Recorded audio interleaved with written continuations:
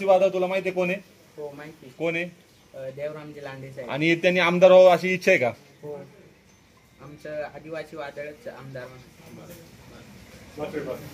त्यांनी जी घोषणा केली की मला आमदार करा, मी विधानसभेमध्ये भांडेल प्रत्येक गोष्टीवरती, तर तुमचं काय मत आहे?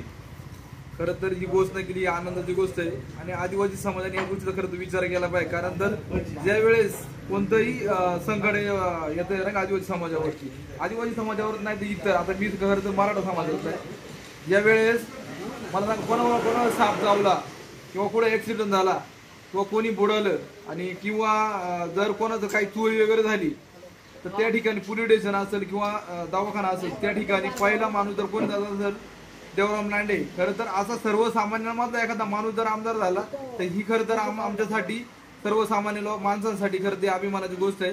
आणि असा माणूस आमदार होणं ही काळाची गरज आहे. कारण तर आता बघू शकतो आपण आजच्या राजकारणामध्ये खरं तर बघितलं तर तालुक्याच्या राजकारणामध्ये सगळी चिखल झालेला आहे. अशामध्ये जर बघत असेल आपण तर सतत हा माणूस कुठेतरी सर्वसामान्यांसाठी धावत असेल, म्हणजे स्वतःची वेळ किंवा स्वतःचा काळ बघत असेल, हा माणूस दुसऱ्यासाठी वेळ देत असेल तर समाजाने या गोष्टीचा विचार केला पाहिजे आणि आदिवासी समाजाचा आमदार हा देवराम शेठ लांडे झालेच पाहिजे. तुमचं काय मत आहे? आपले आदिवासी जे वादळ आहे देवराम लांडे ते आमदारकीला उभे राहिले पाहिजे का काय? आमची प्रत्येकाची अपेक्षा आहे का देवराम दादा हे आमदार झालेच पाहिजे. प्रत्येकाची पूर्ण आदिवासी पट्ट्यामधूनच प्रत्येकाची अपेक्षा आहे का देवराम दादा हे आमदार झालेच पाहिजे, अशी आमची प्रत्येकाची अपेक्षा आहे. तर तुमचं काय मत आहे? आदिवासी वादळ देवराम लांडे हे आपल्या जुन्नर तालुक्यातला प्रसिद्ध व्यक्तिमत्व आहे, तर त्यांनी आज आमदारकीची घोषणा केलेली आहे. तुमचं काय मत आहे? गरिबांचे कैवार आहे, त्यांना कधी रात्रीला मध्यरात्रीला जरी फोन केला तरी ते त्या ठिकाणी धावून जात असतात. त्याच्यामुळे लांडे साहेब हे आमदार झालेच पाहिजे. आज घोषणा केली जुन्नर तालुक्याचा आपण आमदार व्हायचं त्यांचं घोषवाक्य आहे. त्यांनी आज इथं आपलं पारगाव फाटा इथे आंदोलन होतं तिथे त्यांनी आज घोषणा केली. तुमचं काय मत आहे? खरं तर अतिशय महत्वाचा प्रश्न या ठिकाणी उपस्थित केलेला आहे.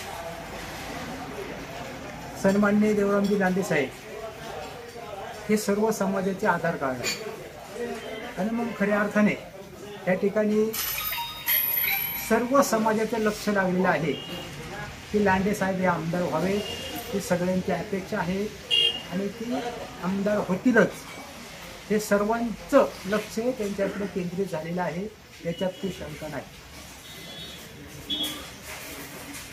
त्याच्यामध्ये कोल्हे साहेब खासदार झाले, तर आज देवराम लांडे यांनी पण आदिवासी वादळ आहेत आपल्या विभागाचे, तर त्यांनी घोषणा केलेली.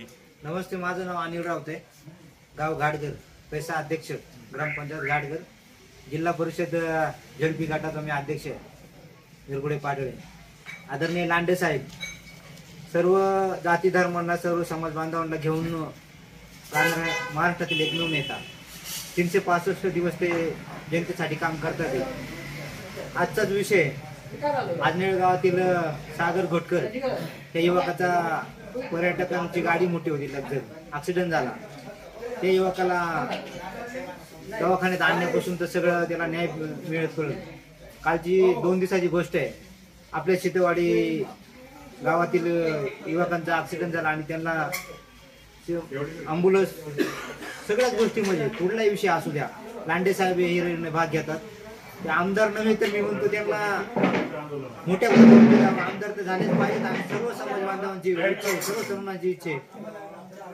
मडखोर असेल तिकडं मिनर तालुक्यातील सर्व समाज बांधवांची इच्छा, सर्व तरुणांची इच्छा का लांडे साहेब आमदार झाले पाहिजेत. आणि सामान्य माणूस आमदार झाल्यानंतर नक्कीच जुन्नर तालुक्याचा कायापालट झाल्याशिवाय राहणार नाही, असं आमचं तरुणांचं म्हणणं आहे.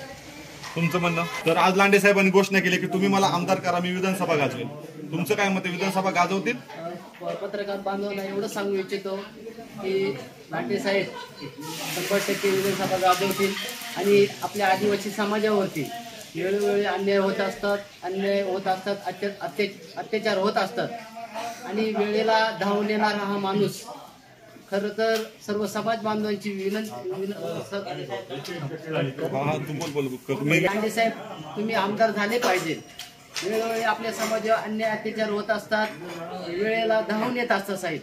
त्याच्यामुळं माझी तर इच्छा आहे लांडे साहेब हे आमदार 100% झाले पाहिजे. एवढं थांबतो. बोल ना.